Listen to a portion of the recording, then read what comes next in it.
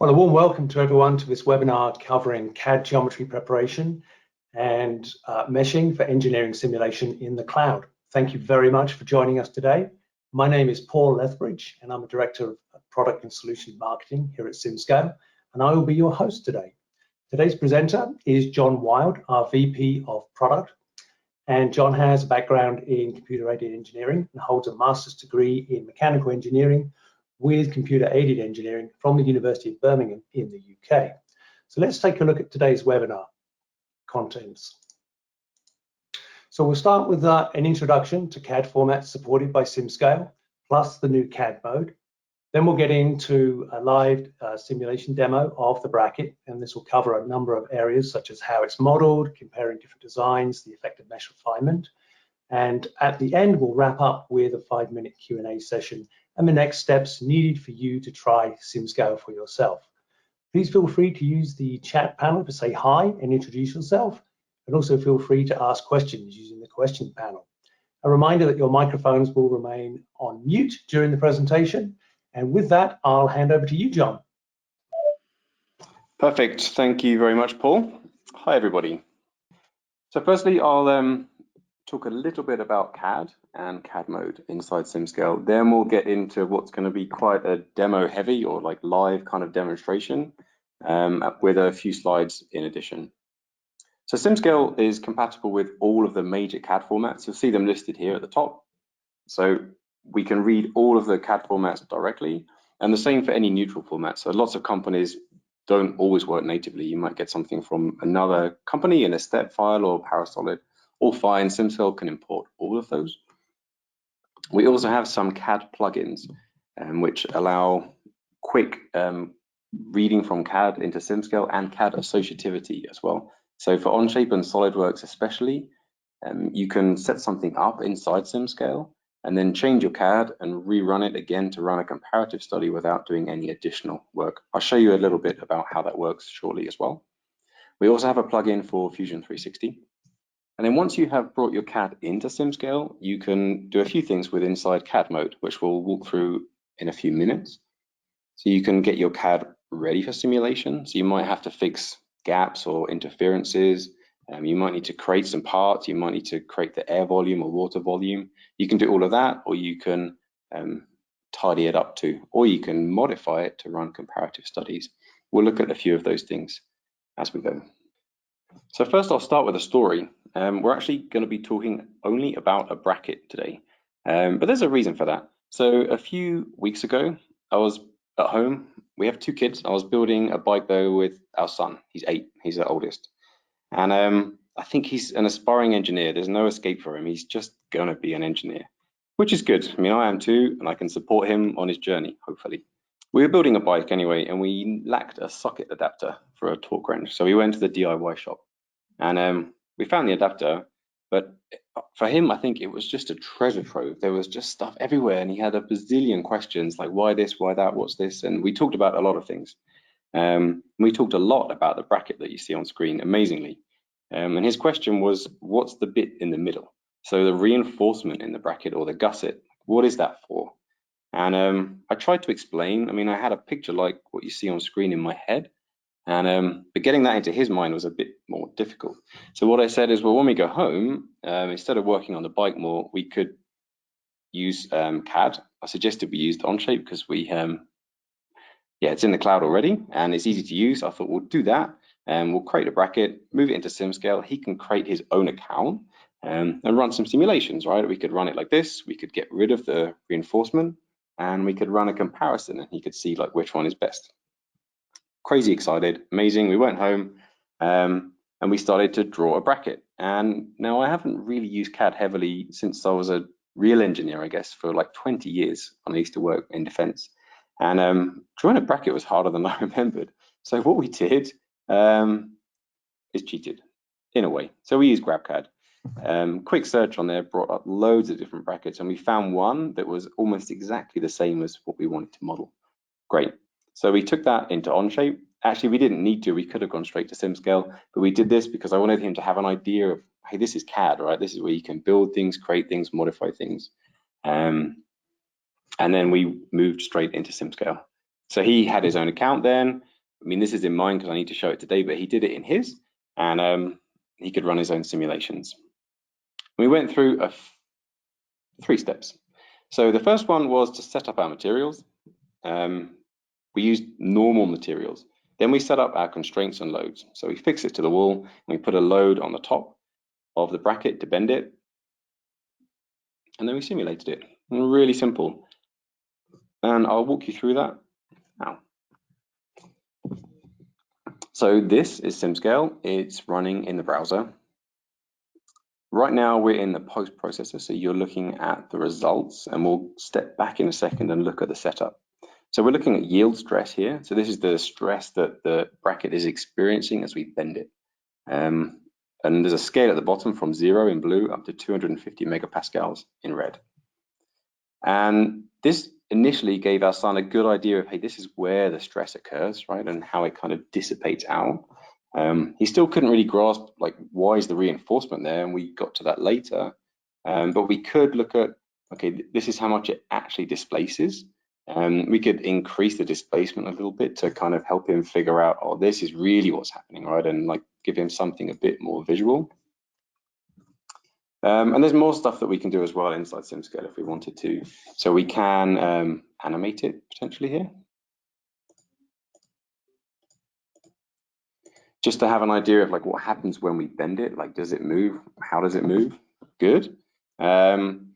We also wanted to know how much it moves by, because then we can compare one bracket to another.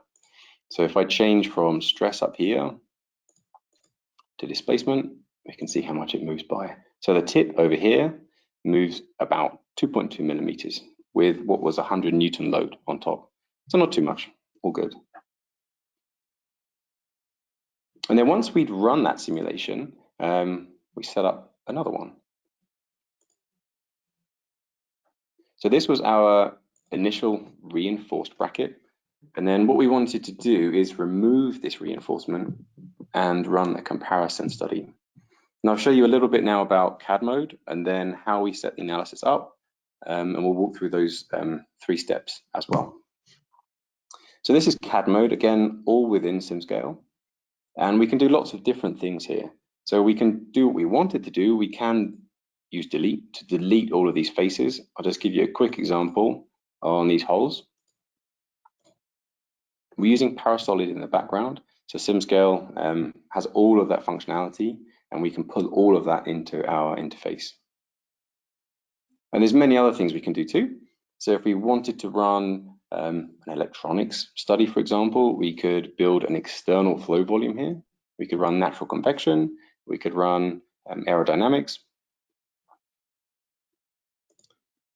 If we had an assembly, we could, with, for example, overlapping parts that we wanted to fix or parts with gaps, we could fix all of that here. So if they're overlapping, we can do Booleans to merge things, subtract things. And there's a couple of tools on the right-hand side too. So if there are gaps in our model, which aren't normally so great if we're running a structural analysis, we want things to be touching, maybe even welded, we can find the gaps here. And we can also check for interferences. So normally it's not great if parts interfere in real life as well. And we can find them here, and we can also fix them here if we wanted to. What I'm not going to do in this moment is show you how we remove that reinforcement. I'll show you how we did that in a second, alongside how we did that in CAD as well, just so we can get a comparison between SimScale, Onshape, and Solidworks and the different ways in which that works. But we have got the bracket here already without reinforcement. And then to run that comparative study, we can simply take our reinforced bracket simulation and duplicate it, swap our geometry from the old to the new. So now we have no reinforcement. Everything is done for us now. So we've got our support, we've got our force, everything is already done associatively, and we can simply run it in the cloud. And SimScale tells us it's going to run for like a minute, cost like 0.2 core hours or something. And that's it. It's happening in the background. Nothing left to do apart from to wait for the results.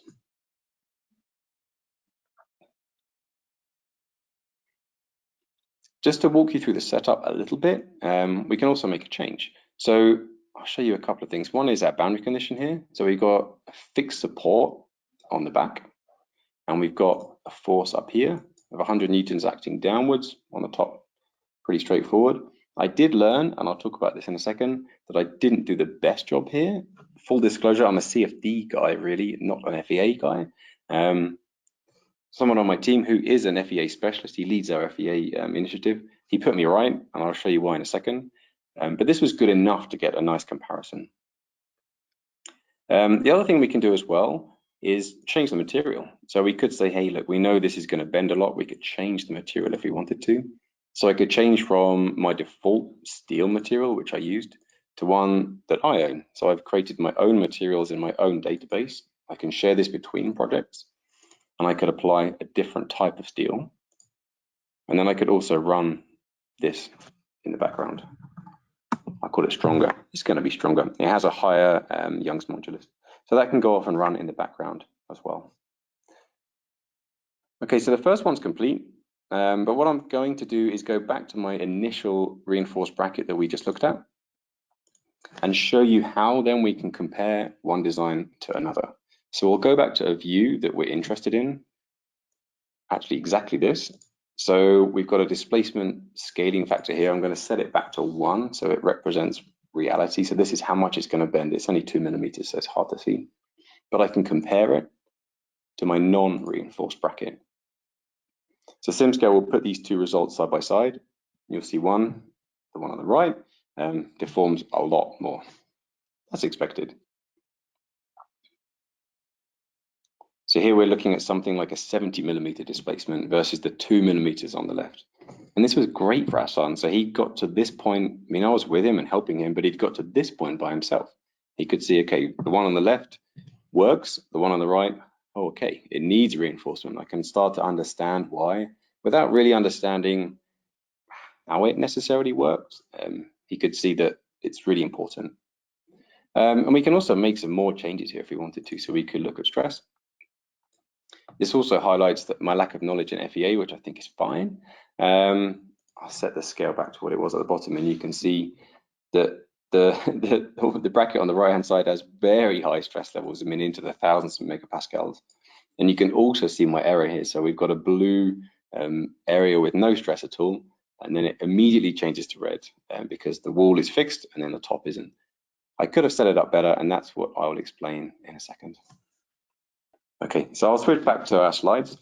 And before we dig into what I could have done better, we'll quickly walk through how to run this comparative study and what we did inside SimScale versus what we would do in CAD. So this is me on the top left using CAD mode inside SimScale. All I'm doing is selecting all of the surfaces that I want to remove, just like we did with those two holes. And then once I've done that, I can remove them all, again, leveraging Parasolid to repair the bracket essentially, because it needs to fill in the gap that it leaves.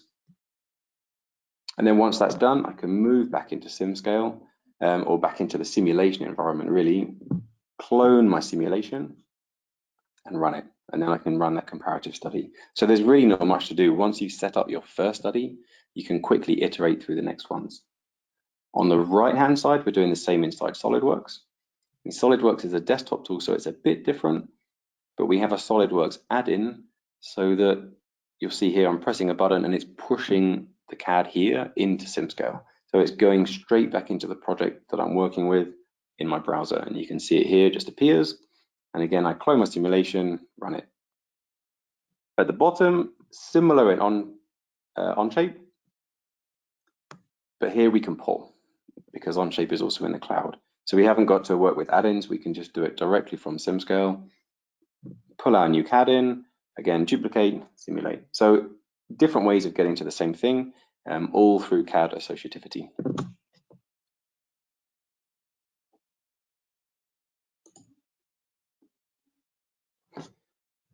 Okay, the last couple of slides are really around, well, firstly, did we answer the question? So I think we did, yes. We looked at this inside SimScale, but I thought I'd show it here just for clarity. So on the left-hand side, this is exaggerated by 10 times, and we had 2.2 millimeters of displacement. Reinforcement's doing its job. On the right-hand side, massive displacement. Obviously, something is wrong. But it was great for our son to see this, and he really understood what was happening. We also learned there's what I thought was a right way, and there's a better way. So to me, at the beginning, this is the right way. It was close enough, but I wasn't really thinking about the physics too much. It was good enough to get an insight into what was happening and get a comparative study going. But talking to David on my team, our FEA lead, he said, well, John, what you really need is a load. You need a bolt connection, because that's really what happens, with a preload as well. You need a friction and separation contact. You need to model a shelf. You need to model the wall. Then you have a bolt connection behind. That should be how you really did it. So we took one kind of smaller step towards doing that, but at the end, we already had our answer, so we didn't need to go too crazy. But our son, once he had his account, wanted to do a few things. So we modeled the wall, we modeled the shelf. Similar results, good, but a little bit more visual now, so you can really get an idea of what would happen. Again, the reinforced one is a bit exaggerated. Then he went more crazy, modeled a car, turned on gravity, so you can see the stress in the wheels and the shelf just from gravity. Obviously, very low stresses, but it's exaggerated here. And we can start to look at meshing too. So we didn't talk about meshing at all yet, mainly because it's so automated. So our son didn't have to think about it once. And you can see the mesh at the bottom here is all done automatically. I'll talk about it a little bit now, just to give you an idea of what it looks like inside SimScale and what we can do. And maybe we can get into how you change the mesh if anyone would like to. So on the left-hand side, this is our default mesh. This is if you do nothing at all, you just skip over the meshing. This is the mesh that SimScale will give you. So it will refine small features and edges automatically. Great. If we want to refine it a bit more, we can do. So the one in the middle is globally refined. So on a scale of 0 to 10, 5 is on the left, 8 is in the middle. And then on the right-hand side, what I did is pick the surfaces on the gusset or the reinforcement here on the inside of the radius and refine them a lot more. And we can take a look at what the results would look like as a consequence. So for the first two, so the level 5 and level 8, results are probably okay, to be honest. Easily enough to give us like indicative results, probably pretty good results. But you can see the mesh is a little bit kind of jaggy, that the mesh is impacting the results a little bit. We can see though on the right-hand side with the extra refinement, the results are starting to look really smooth. And that would give me more confidence that we can probably start to trust those results a little bit better. So the default mesh is good for like quick studies, comparisons, but if we really need to like nail the accuracy, it's probably sensible to do a refinement if we want to. And what that looks like inside SimScale is this. So if I'll go back to a simulation, we'll pick a mesh. So this is our default level 5 mesh, nothing done here at all other than clicking simulate, and SimScale decides all this for us. If we wanted to, we could refine it. So we said, okay, we've got a level 8 refinement, and this is just a slider, or we can type in. But the other thing I did too, knowing that we had high stresses in this region, is add some refinements. So I can pick a local element size. It's up to me to define what this is going to be. I can zoom in and there's a ruler at the bottom, right, to give me some kind of idea of what might make sense. So something like this gives me an element size the same as the black line that I see at the bottom there. And that's it. Then I can, again, just generate my mesh if I want to. So instead of now running the simulation, I'm just going to generate a mesh and it will look just like we saw on the slide from before. Then we can run simulations on the mesh that we have. Okay, that's everything I wanted to cover up to now. Does anybody have any questions? John, thanks very much. You're welcome. Very interesting. Yeah, so we've got about 5-10 minutes left for some Q&A. We've had a few questions come in, a couple of people posted directly, and a few came in through the chat. I don't know if you've seen any questions as well, John, but I think we have plenty of time to answer all the questions, so we'll just go from top to bottom if that's all right with you. So I'll read them out and then you answer them. Is that okay? Yeah, of course. Maybe a note to anyone else if they would like to ask any other questions. I mean, hopefully we have time to get through them. Yeah, brilliant. Cool. All right, so first question from Richard. Will CAD plugins also be available for other CAD software, such as Inventor, NX, and Creo? Yeah, good question. So up until, wow, we're probably even talking weeks and months, we didn't really have any direct plugins that were associative. So we've had the Fusion plugin for, I think, longer than I've been at the company, which is 4 years, so a long time. We've recently built the Solidworks and Onshape plugins. And yeah, to answer your question, Paul, I would say yes. We now need to continue, we want to continue building for all of the other CAD packages too. We have a pretty clear priority on what comes next based on our customer requests and usage.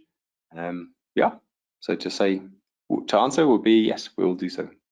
Basically, Richard, stay tuned. But in the meantime, those other CAD packages you mentioned, you can import the file formats that John explained at the beginning. So most of those. And maybe the other important thing, Paul, is that any work, or nearly anything done inside SimScale, like we just showed, is already associative.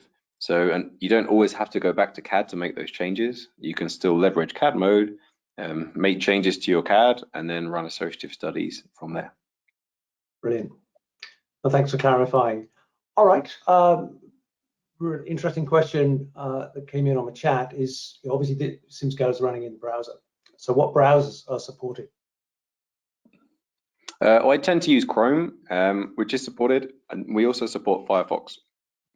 Yeah, both of those two browsers are definitely supported. It can work in others, but Chrome and Firefox are what we would recommend, and honestly, what nearly everybody uses by now. Great, thanks, John. All right. Yeah, question came in when you were showing when you hit solve and you saw that running, and that is, what's the typical time for a structural simulation to solve? Yeah, we could even take a look actually if you want to. Maybe I'll take a look at two things at this point. So one is to answer your question, how long did things take to solve? So we could look at the one that we just ran, or both. So run one here took 1 minute. And the other one I imagine took the same. Yeah. We could also look at how long it took to generate our mesh. So that took 2 minutes. So 3 minutes from beginning to end, basically, mesh creation and simulation. And John, how many cores were applied? You can see here like less than 1. So I mean, it really costs nothing, right? 0.1. Right. And similar for the run, I would think. Yeah, even less. Does that change much when you put nonlinear materials in? A little bit, yeah. Maybe takes a couple, maybe twice as long or so, but nothing too crazy. Yeah. I mean, the other thing maybe to mention, Paul, is that we have a whole load of different simulations available too.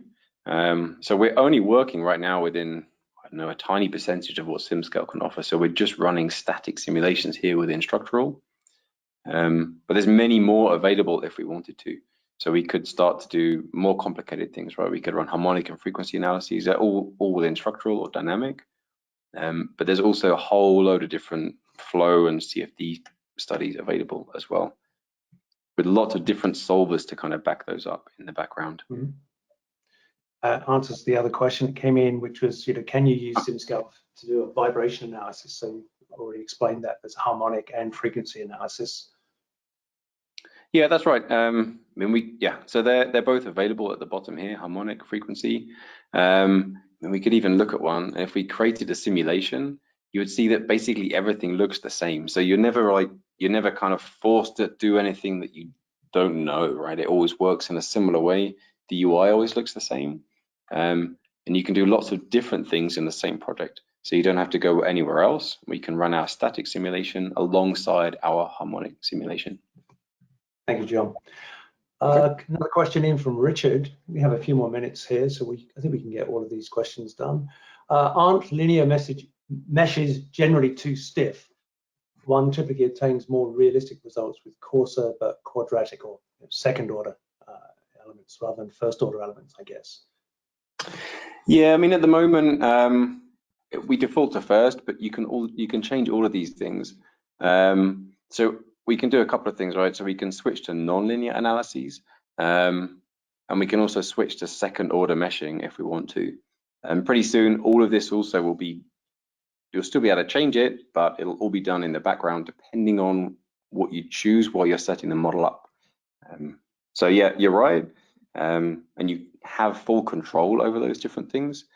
And soon it will also customize itself based on your setup.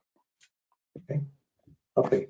A few more questions coming in. Thank you everyone for keeping them going. We've got a few more minutes, John. You still game for some more questions? Yeah, sure. Cool.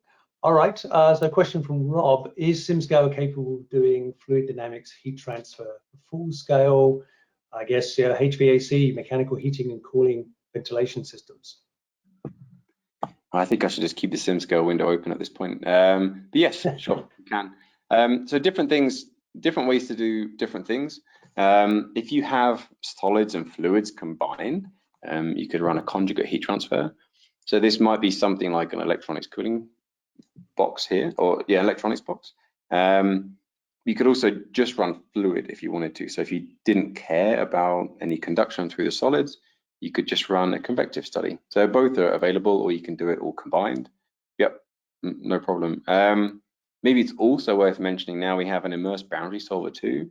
So until now we've needed, or at least for these kind of scale simulations, we need pretty clean CAD. The immersed boundary solver doesn't care about that, so we don't need clean CAD anymore. So you can bring in an electronics assembly with overlapping parts or gaps even, and SimScale can take all of that into account and still give you similar results. Brilliant. Does that answer the question? I think it's very good, John. Thank you. Okay, a few more, and then we'll wrap up here. So, question from Frank: if the analysis fails, will the core hours come back to my account? Yes, they would. Actually, they're not deducted at all, as far as I know, until that point. So yeah, if an analysis doesn't work or a mesh doesn't work, yeah, of course, you're not charged for that. We take that on us, mainly because we shouldn't have any failures. So it's really our problem to fix. Okay. Another question, can you combine different kinds of analysis? So Francesco says, I mean heat and static or flow and static. At the moment, well, that's a good question. At the moment, not really, no. So there are some like heat and static, so you could run heat transfer, thermomechanical, which would be thermal and structural combined. But at the moment, we don't combine different analysis types. So we could not read something that we'd run in CFD, for example, a pressure analysis, to read those results into a structural analysis. Not yet, no. Okay, like a pre-stress type thing. Yeah. Okay, very good. All right, well, with that, let's, just one other question from Ishan, and then we'll get on to the last slide. So Ishan says, is it possible to perform porous media simulations, for example, soil, muscle, tissues, etc.? Some and some. So some of those are different to others, I think. So porous media with fluid simulations, yes, we could do that. You would simply create a volume that represented your porous media or filter, and the flow would be impacted as it moved through it. So the pressure would obviously, you'd have a pressure drop through it without having to model that inside CAD. So yes, I think we could. Brilliant. John, thanks very much. So let's get on to the last slide. We just have a minute or so left. So John, thank you very much again for being game. Excellent demo and for answering the questions. So everybody, I really hope that you found the webinar really valuable and you're now keen to try SimScale for yourself. And the way you do that is up on the screen there. You can basically sign up on simscale.com, and you can also request a one-on-one demo by contacting us directly at sales@simscale.com. And an application engineer will typically be in touch with you within 24 hours, one business day. Also, a link to this recording, if you've got colleagues that missed it or you wanted to replay this, a link to this recording will be made available afterwards. And with that, I want to thank you again for attending, and this brings us to the end of our webinar. Thank you very much.